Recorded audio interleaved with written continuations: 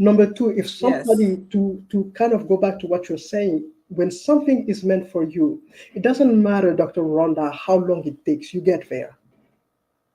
Exactly. You ultimately get there.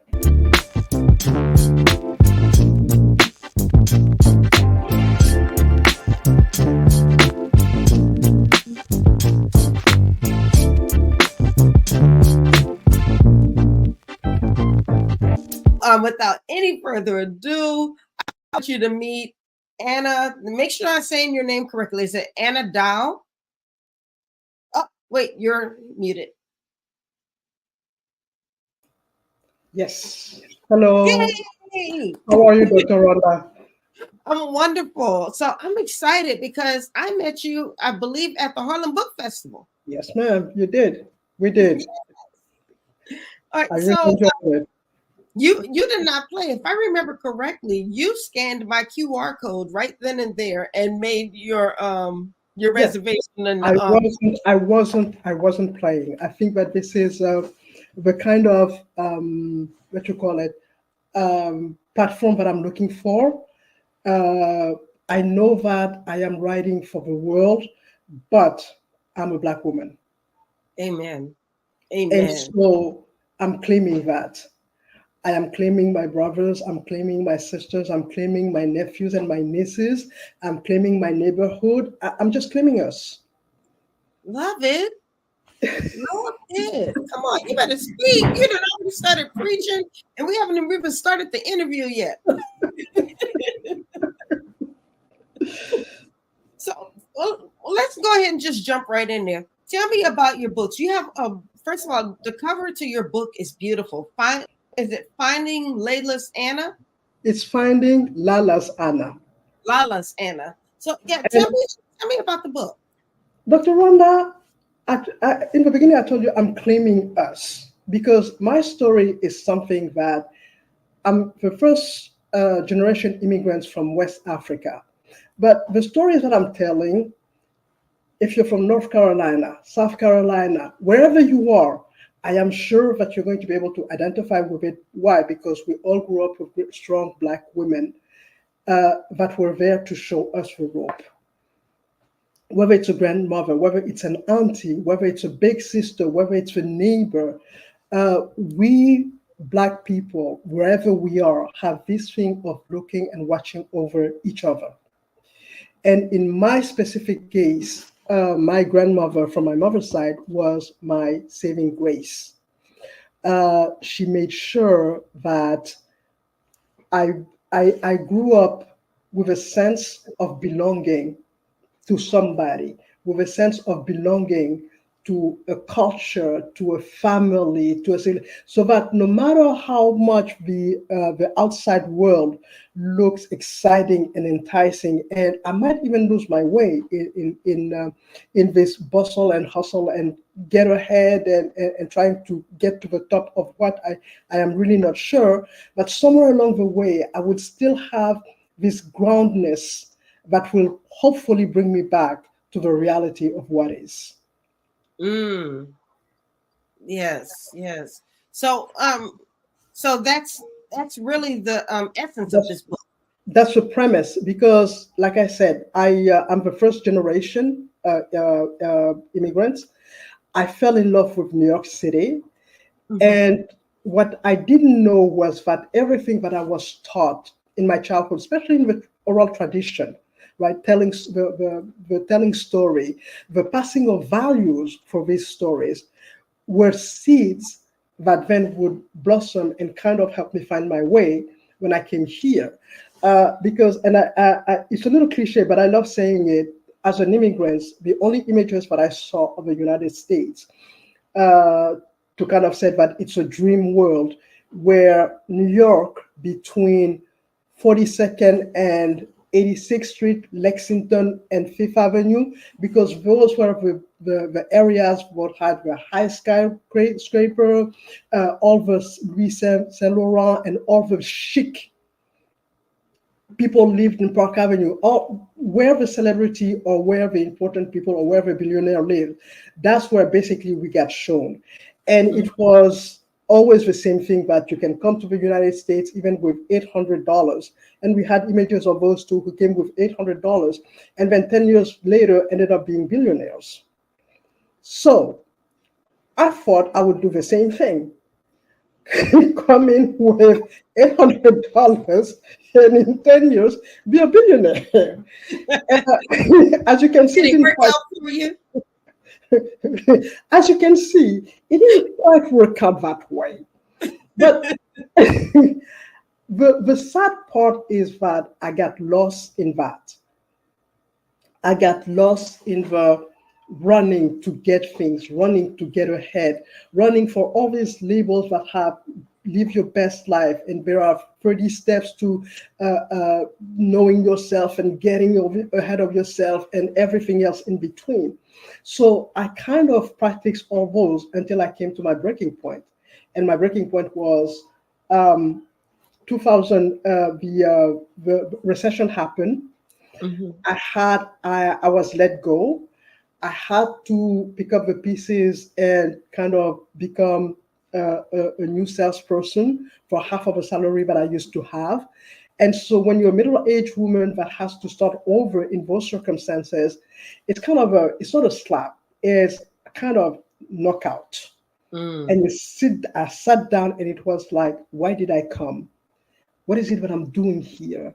I Wow. don't have anything that I thought all my aspirations just went out of the window, right?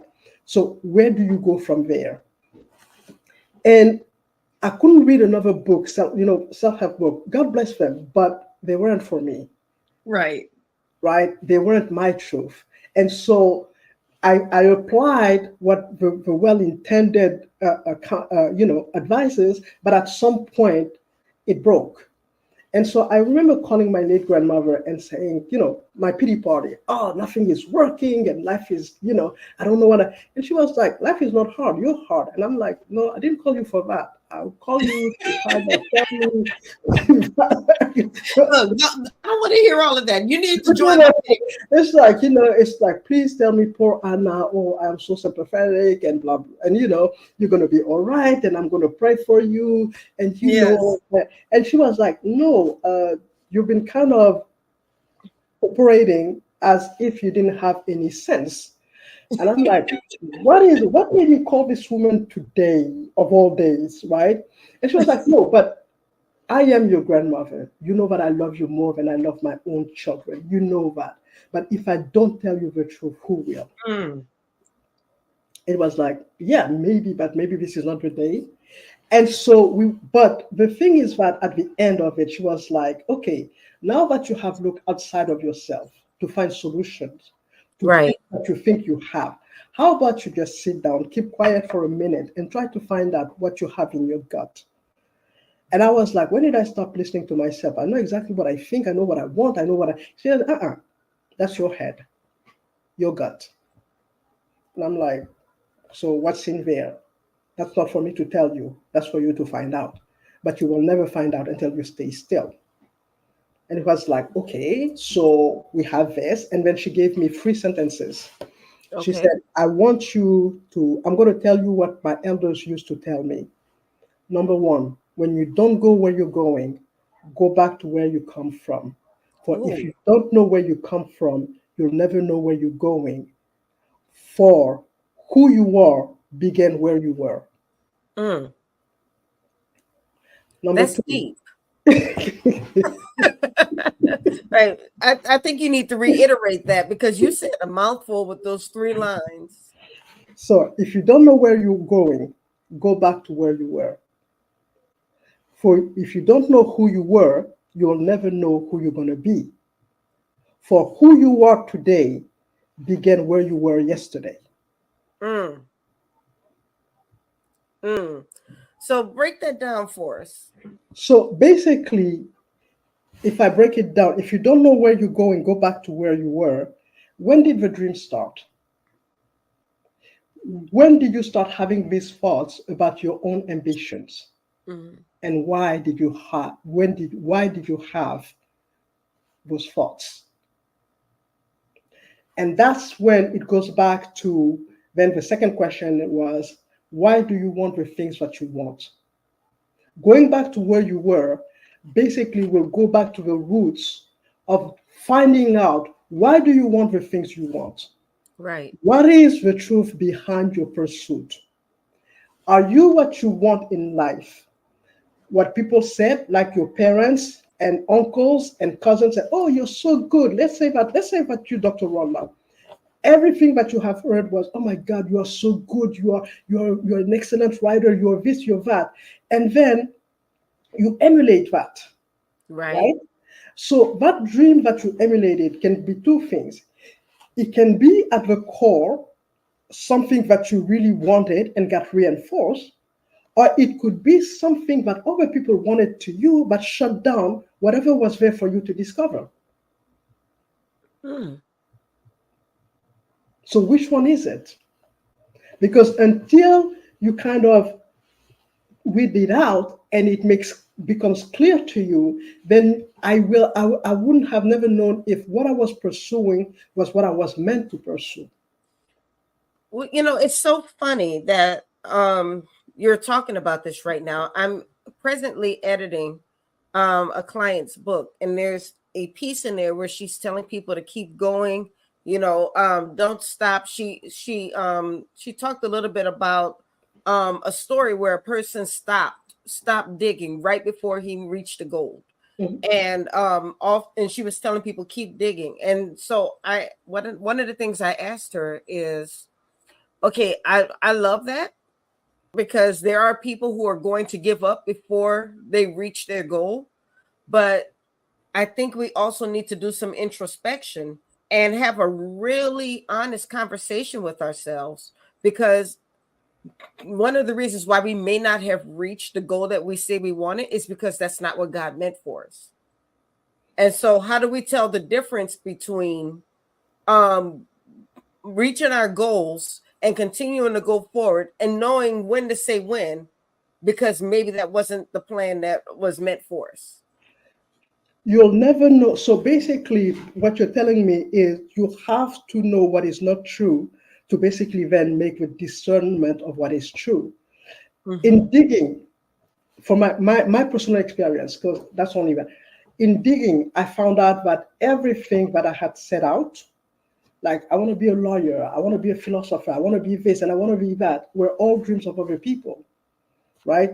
Oh, Anna, you speak so eloquently. You should be a lawyer. Oh, Anna, you write so well. You should be. None of it was really mine. And so then came the question, why did I want to pursue that? That Mm-hmm. was because I felt that I had to prove something to my family. I didn't want to be a failure.